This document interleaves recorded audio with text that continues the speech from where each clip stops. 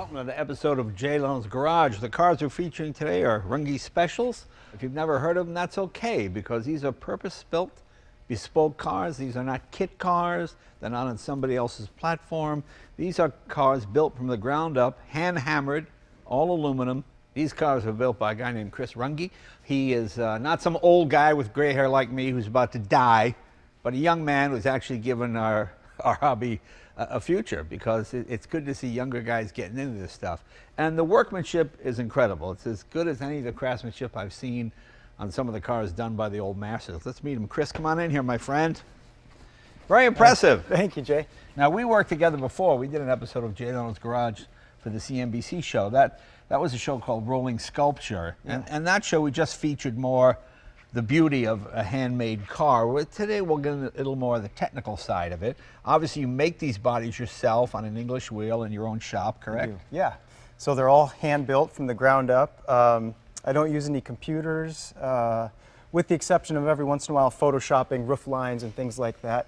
A lot of drawing, and really when I get into a build, a lot of it's just done by eye and by hand, right, as the frame comes to life, and fitting a buck to the frame and watching it come alive, you know. So it's not unusual for one side to be sort of maybe a little asymmetrical?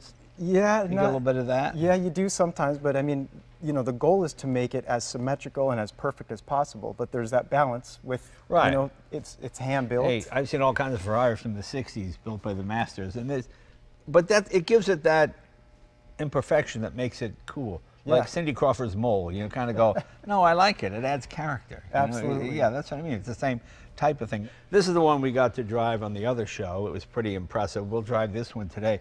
So tell us what we have here. We're not starting with a VW floor pan or anything like that, correct? No. So I start with my mild steel tube frame chassis, and then depending on what a customer wants, these builds are typically commissioned. So I really try to build their dream car. This one we used Porsche B drums. We lightened them, drilled them for cooling, and then we have a Porsche 912 engine, 4-speed transaxle. It's pretty racy setup, long gears. So it really moves, and it kind of has that late 50s Porsche racer feel. Sure. Yeah. And what does it weigh? This is 1,240 pounds. Wow, it's pretty good, yeah. About 110, 115 horsepower, if I remember right in there. Yeah, and really long-legged. I mean, I find myself, I thought I was in 4th gear, I was in 3rd gear. Yeah. And she'll pull well over 100 miles an hour, very nice. And the thing I like about it is, you didn't make the body and then cover up your imperfections with Bondo and then paint it. This is, yeah. I mean, there's a weld that goes right down here, isn't there? And you can't even see it. Yeah, that's kind of, my first 2 cars I painted, and then I thought to myself, you know, if I'm putting this much work into it, and I had to accept the fact that there's, you know, this artistic factor. I've never really considered myself an artist. I'm just a car guy. Right. But as an artist, I guess, I thought, well, if I leave it raw aluminum, it'll be able to show the progression of my skills in the cars, and hopefully in 100 years, people can look at them and say, whoa, that's what it was like, you know, over. Yeah, back in the 2000 teens, yeah, those old guys back then. Yeah. So what you're saying is when you're my age, basically. All right, very good. Very good. So obviously this is, now did you look at pictures of actual speedsters, or did you just kind of? Yeah, this car has influence. I mean, it has a whole bunch of my favorite cars from the 50s in it. It's got some D-type Jaguar in the rear. Right. It's got a little bit of RSK in the front, and then this kind of barrel side that, you know, a lot of those Jags and Porsches had of the era. Right. And then, you know, all the intake ducts and the aesthetics, like louvers and things like that you see, they're all functional. I mean, they're there for a reason, to keep it strong and cool, you know. So how many pounds of aluminum do you start with? How much do you throw away to make a body like this? I mean, obviously, you can't get it right every time first time. I'm just wondering. So the actual sheet aluminum, I usually start with 5 sheets that are 4x10. The actual weight, that's going to be a little tricky. 40, so maybe 200 pounds raw. Yeah, maybe like 180 to 220 right in there. And of course, you know, I have bins full of scrap Right. cutouts. By the time it's done, it all goes to the recycler. So. Now, you stretch the aluminum also, don't you? I do, yep. So yep. how do you do that? For people to understand how you can stretch metal, Yeah. explain, is it sort of a pounding process? How do you? Yeah. So typically when you stretch aluminum, you're doing it through hammering or wheeling, and that's putting crown in the metal. And when it stretches, it gives it that contour that you see. The other way to bring in a curve is to shrink it. We're actually pushing the aluminum into itself. So when you see a clothing that's been pleated, they fold it over, right? Right. Well, when metal, if you imagine that pleating taking place in metal, it's actually pushing it into itself, so you don't have a fold. The metal is getting thicker. I see. So it's a really neat way to look at it, and you smooth those pleats or those tucks out, and it forms a fender. I remember when they did the first Miuras. I have one of my Miuras is car number 127, but up to about car, I think it was 122, they did a real thin type of, and you could actually, if you went like this with your thumb, it would actually leave an impression in the metal. And they realized we got to make these just a little bit heavier. Yeah. But this is pretty thick gauge here, isn't it? It is, yeah. So this car's built out of 60 thousandths, which is pretty durable.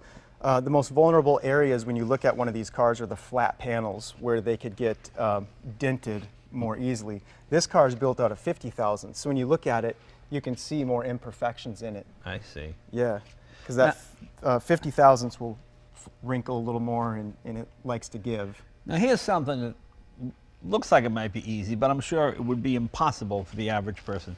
Making this door. Yeah. Turn this here? Yep, turn it up. Okay, and And then then it pull. just Okay. lifts up. I mean, getting this all to fit, I don't even understand. What do you make first, this part or the door first?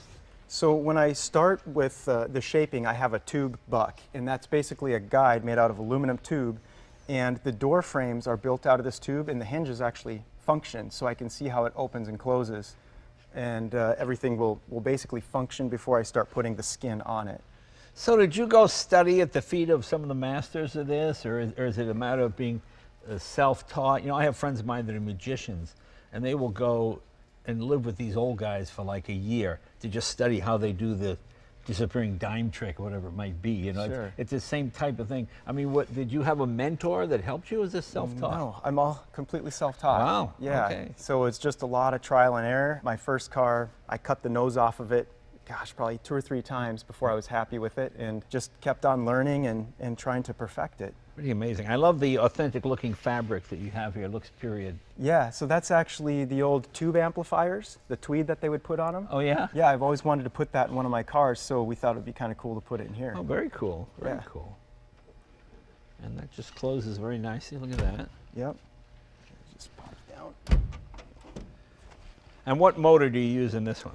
So this has what started life as a 40-horse Volkswagen engine. Right. But it was modified in the 60s for drag racing, and what they used is a package from Okrasa. It's dual port heads, and it basically lets twice as much air into that engine. Okrasa was a tuner that built these hot rod packages for VWs so they could essentially compete with Porsches of the same era. Oh, okay. Can we open the engine compartment here? Yeah. See how it Slide through looks. here. So you can see some of it from here. It's mid-engined, so it's kind of wedged up in here. This panel comes out as well.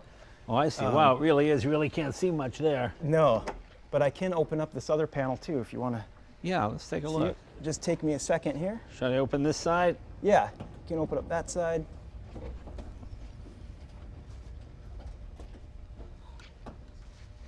Well, you can see the whole motor from there. Yeah, it's pretty much right at your back. Are you moving enough air in there to cool it? Yeah, it's worked pretty well. Now, being that, you know, they're dual port heads on the VW engine, it's a little different than the Porsche. It doesn't quite use as much air, but haven't had any problems with it overheating. It does real well. And this motor is 1799 cc, Right. originally from that 40 horse. That's a pretty drastic improvement. Yeah. Stroker crank, racing cam, Corvair pistons and cylinders. Ah, there you go. I love Yeah. Corvairs. Yeah. Yeah, it's pretty neat. So what kind of horsepower do you think you're getting? It's probably around, I'd say that 105, 100 Wow. horsepower. Very This is a little nice. bit heavier than the RS over here. This is 1350 for pounds, right around there. Now these are, did you make these wheels? Yeah, those are Volkswagen Steelies, so they're smooth, early 50s, mid 50s style wheel. Up until 64, 65, they ran them. But you drilled them? I drilled them out for lightning, yeah. Okay. Yep. Very nice. And they were a 5-lug. Yeah, the wide 5, similar to the... Even a Volkswagen had a 5-lug. Yep, 5x205. That's interesting. Uh-huh. And is this your family crest here? Is it? That is, the bird is the crest of Frankfurt, Germany, with my name on it. Okay. So I kind of made it my own. Oh, okay. Is your family from there? Yeah, my family is from near the area of Frankfurt, okay. Germany. Also, Frankfurt was where the original Glocklers were birthed. So Right. it has a lot of the rich, really early Porsche racing heritage. Really cool. Really Yeah. cool. Have the folks from Porsche seen these?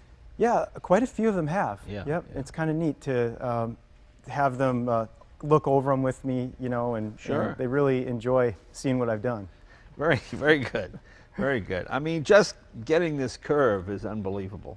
Yeah, it was a big challenge. So this was done in, well, 1, 2, 3, 5 pieces. And again, we kind of do it piece by piece. It's nice. I like to use the rivets, kind of the aircraft thing, and it really gives you an easy way if you have to replace a big panel. I can drill these out, pull the front clip off, put a new one on. And what kind of time are we talking about to make a clip like that? Oh, that's probably 3 to 4 weeks for me right now. Okay, just the one. So a whole car is what, a year? Well, yeah, about a year for the whole car from the Okay. ground up. And that's every day, that's your job? That's Yeah, not that's what I do. part-time, yeah, Yep. right, okay. Very cool, very cool. Yeah. Boy, it's just beautifully done. Was this your idea for a Gullwing Coupe? Because as far as I know, there never was a Porsche Gullwing Coupe. Yeah, correct? so one of the Glocklers had a sort of gull-wing door, just the top half kind of open that way. But yeah, I wanted to do this idea of the early Mercedes gull-wing. I think it's the W154 meets Porsche mid-engine, and that's what this turned into. And what's neat is the sketch that I did on this. I'm not real great at drawing, but it's almost identical to the very finished cool. car. So. And the black stripe across the front, this is just your aesthetic, or does it No. signify anything? Where does it come from? Yeah, so the German sports car championships back in the day, they would put a stripe across the car to designate the engine size Okay. and which class it raced in. Oh, I see. So yeah, I have the original pamphlet of what that was. So they had royal blue, yellow, green, red. And what does black signify? Black, I think, was actually the smallest displacement, which this engine doesn't actually. Oh, sorry, match. so that's like a sleeper, Yeah, we got a sleeper. Like when yeah. you get a Hemi and put the slant 6 thing on a set. Yeah, okay. This should be red, I think, to match this engine. Okay. Yeah. And the mirrors, did you make these as well? or No, I aftermarket? didn't. These are a reproduction Radot spun Okay. aluminum. Boy, nicely done. Jay, just beautiful car. Thank The you. aluminum seats, you made the seats as well. Yeah, I made the seats, wrapped them in leather, the dash pad, the wheel. I customized that, modified it, but I have my hand on just about everything, and most of it is made in my shop. What is the single hardest piece to do? When you get to that, you go, oh boy, it's going to be a haul. Yeah, the openings, for me, I guess in my journey of shaping and learning this craft, and with the tools that I have too, it's a real challenge. There's the doors and the openings, getting the flanges and getting things to fit right. It's a challenge. So when you hear guys always pick apart fit and finish, I totally get it, because it is really challenging. No, well, you're certainly up to the challenge, my friend. It's just beautiful work. Thank you. I'm not sure if people appreciate just how hard this is to do. Try and shape a piece of metal. Try and shape a piece of clay. See how hard that is. See what you wind up with. So metal, it's just unbelievable. I imagine you made the fuel tank as well? Yeah, I did. Can we open that up and see what it looks let me like? grab my Zeus tool. Oh, okay.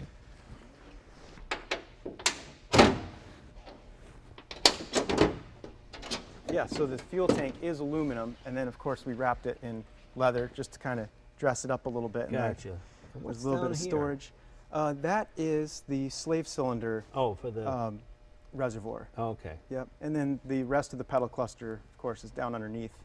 Now the wiper up and down, is that sort of homage to... Yeah, the old Le Mans racing days, Yeah, and also functionally it's what worked best with the amount of space. That was actually really hard to get that all to fit and to work in there. The whole thing is hard to get to fit. It's just unbelievable to me. Were they using Phillips screws back in the day? I'm not 100% sure. I did have flathead in there, and actually my customer preferred to have Phillips. Oh, that's funny. So yeah, I did change them out, but I couldn't answer that for sure. Yeah, I remember they had the flat, because I remember going to something. It was an old German guy, and he was making sure every flat head screw was turned exactly, and he would take them out and put a washer in to get them tight so they were all Clocked. Yeah, right across. Yeah, I mean, Yeah. that kind of stuff is funny. You know, that's what makes me laugh about Germany. I was on the Autobahn once, and my wife and I pulled into this village, you know, and there's a clock from the 11th century there in a church, and a clock from like the 14th century there. And at 12 o'clock, they both went bong, bong, exactly the same time. That's you know, you got Germany. other countries and the hands are all broken, but in Germany, it's just very funny. Just very funny. Boy, very cool. And the seat pans are amazing as well. Yeah, it's really simple, but I think it fits kind of the era that we were wanting to catch with this design, and they're pretty comfortable too. So, Is there any heat involved in bending this metal, or is it all just shaping it with the wheel? you know, I cold form most of my metal, but you can anneal it, which Okay. brings the hardness. Aluminum comes with a hardness factor to it, Right. H14, H0. So if you anneal it, it brings it down to a 0, and then it's more pliable, easier to form. So Oh, a lot of okay. guys will, you know, if they were going to do this in one piece, well, you couldn't probably do it in one, but larger sections in single panels, you would do a lot of annealing as you're doing, you know, shape, it work hardens, Right. then you anneal it to bring it back down. So I'm guessing this car took longer to make than that one? Oh yeah, Yeah, yeah, much longer. yeah. That's because of the intricacies of the top. And through this whole roof section is a steel tubular roll cage as well that I built that in first with the chassis. Boy, just beautiful. It's just, I mean, your eye falls to so many places. There's so many little details throughout this thing that are really fantastic. How about this, making this A-pillar here? Yeah, that was tricky because it's steel underneath, and then I had to hand wrap it with Right. aluminum because that's not really a shape that you can just form on Right. on a machine. So yeah, it's hand wrapped and then welded in place. It's a trick. Yeah, I mean, there's so many places that the average person just sort of, your eyes go right by because it's so complex you don't even realize it. Boy, just great, just great. Yeah, that's one of the things, the guys who own these, who buy them from me, will text me weeks and months later, and they're, you know, sitting in their garage looking at it, and they're like, I just noticed this little detail, and it's so Right, cool. right. You know, it's kind of an ongoing That's really cool. love That- affair, I guess. And you've got glass in here. Yeah, as those opposed were to- tricky to make. The outside wasn't too bad, but the inside trim, it's not identical from one side to the other. So I had to hand hammer and weld these in pieces to get them to fit. When the window's down, you can see up in there, or when the shell's down. Yeah. Did anybody do this in period with glass, or was I always remember either being straight, you know, like vents of some kind to get the heat out. Yeah. I never. Is that your idea on that I'm one? not 100% sure. When I envisioned this build in my sketches, I had it drawn like that, and Yeah. it just stuck. Sometimes we'll change things as we go, but Yeah. you know, when I'm doing these cutouts, I'll lay different shapes on here, paper, to kind of see Right. what it looks like. So as I'm laying out the design, you know, I have this shape in mind, but a lot of times we'll lay paper on, step back, look at it, see how it lays with the curves, because it all comes to life really when you're shaping. Right, right. And this shape of the windows really stuck. With the cooling, this parcel tray underneath kind of seals off when you close it. So all the cooling is ducted through these. Oh, I and see. then you've got these internal Yeah. tubes coming through that are aluminum. I kind of thought those were neat, dumping the air down onto the engine. Because BMW, I think in 1938, made a coupe that is similar. This kind of looks like the BMW yeah. kidney front, you know. That's what sort of reminded me of. I Yeah. think it ran in the Mille Miglia. Sure. A great looking car, 328 coupe. It didn't have Gullwing doors, but again, the whole era comes back to me when I look at it. I see some Porsche, I see some BMW, I see, but surprisingly, all German. You know, I don't see, Yeah. I don't see anything that looks English to me here. It all looks very, very German, which is interesting. Now, do you think that's because of your roots, or why is that? I think is it, so. I guess I want to ask, is this genetic? You know what I mean? Yeah, it's interesting. There's a couple of things. When I was a kid, I was just drawn to German cars, Porsches, the 914. I mean, as a 7-year-old, I remember seeing it and thinking that could drive backwards and forwards, you know, Right. and then seeing the 911. So there's that part of it.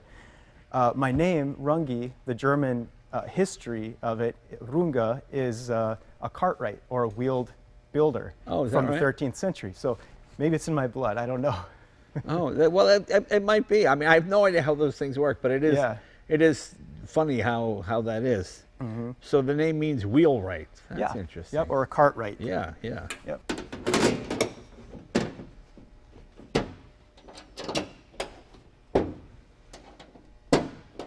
Don't you love those fasteners? They're so great. Yeah. Easy. Yeah, it's the greatest thing. Hold anything down. Well, I think it's time to take it for a ride. What do you say? Yeah, sounds Let's good. do it. Very cool. All right.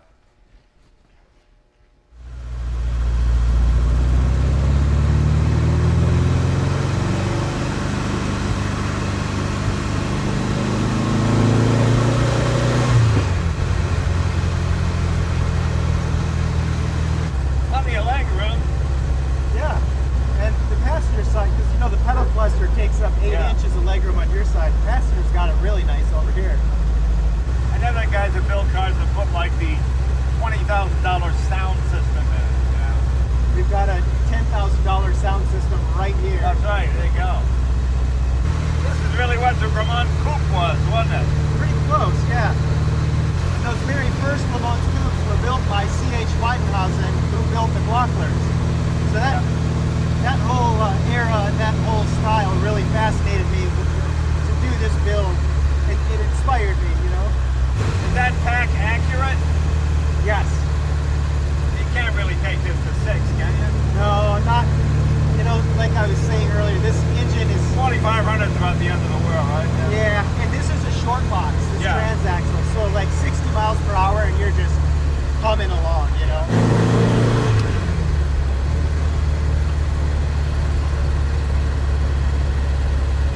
Visibility is actually pretty good. Yeah. From the outside, you think you'd be looking through a letterbox, but I think you got more windshield area than a Lamborghini Aventador. Yeah, it's not bad once you get in. And, you know, I always liked the idea of it kind of feeling like a time capsule or a space, you know, spaceship almost.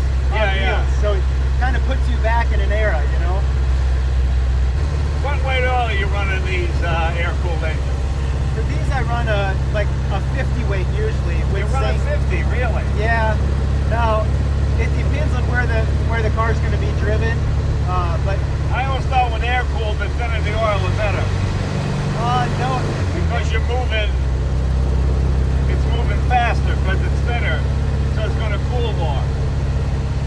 I know in the old Franklins, they run a 20 weight, Yeah. even a 10. Yeah. 50 seems awful thick for air cool because it retains the heat, you know. Yeah. Wheel is nice and steady. Yeah, it's a big challenge. You know, my hands have pretty much assembled and touched every nut and bolt on the car, and to get in it and actually make it work well, it's a huge challenge. But Yeah.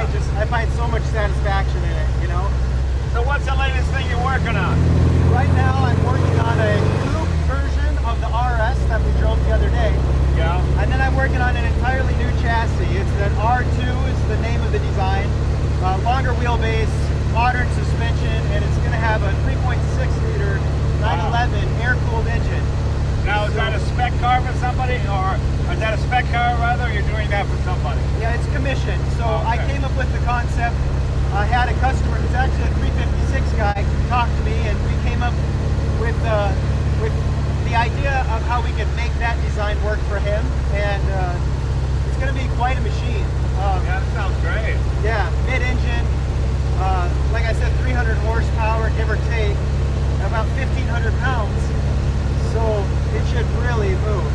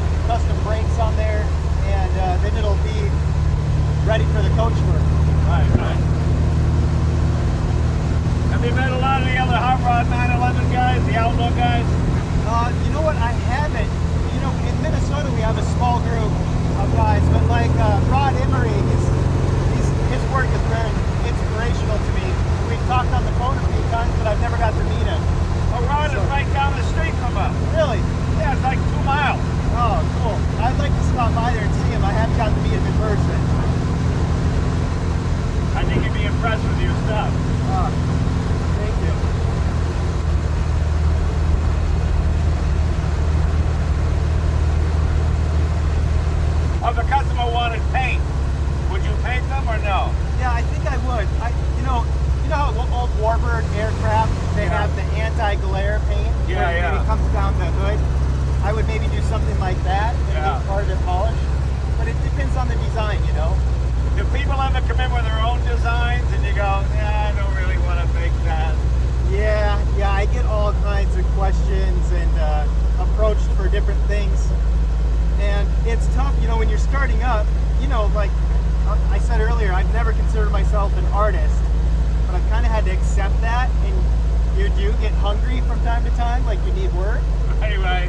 But you have to stay true to what you're passionate about. That's the reason I started doing this, you know? Yeah. So I can't just put all my efforts into something that I'm not going to be excited about. It's really I mean, there are hard some to do. great, awful cars from the 30s.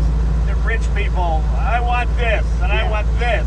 And then when it comes out, it just looks horrible. Oh, I know. You know, it just, Yeah, it's so true. And there's a handful of designers who, I mean, even the best designers, they didn't nail it every time. no, it's But- like when you look at you ever seen like a Golden Zimmer or Yeah. the Clanay or even the later Excalibur? The first generation Excalibur wasn't bad. Yeah. It looked like an SSK Mercedes. But then they started, I mean, the fender was all off, the wheel tire ratio, and horrible stuff. Oh, yeah. And it gets gaudy. Yeah, and yeah. they're trying to play catch up to come up with the next best thing. And Yeah. oh, that's part of the stressful aspect of being somebody who designs something and builds it. I mean, it's like coming out with a hit record and you've got to come out with another one and another Right. one. Oh, it's tough, and it's a goal. I mean, I want to do that. I want, you know, make cars that have something really special about them and they look right, they drive right. But, you know, you got to really be careful with what you choose to build. Yeah, part of the fun too is when a customer has an idea, we kind of nail down an era Yeah. and then research that era. Like I know you're big on the history of everything you have in your collection. Yeah. I love researching the history, like the screws we talked about. What was proper, what wasn't, Yeah. and then telling the customer's story through the build, you know.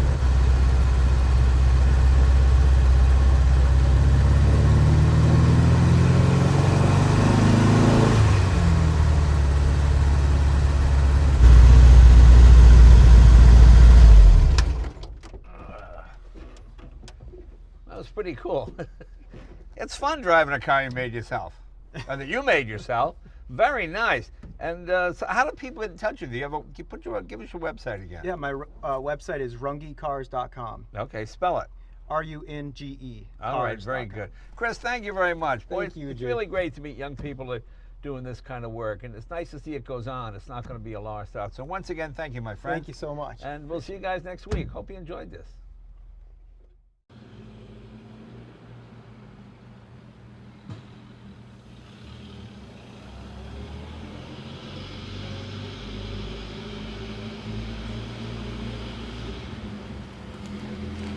Mm-hmm.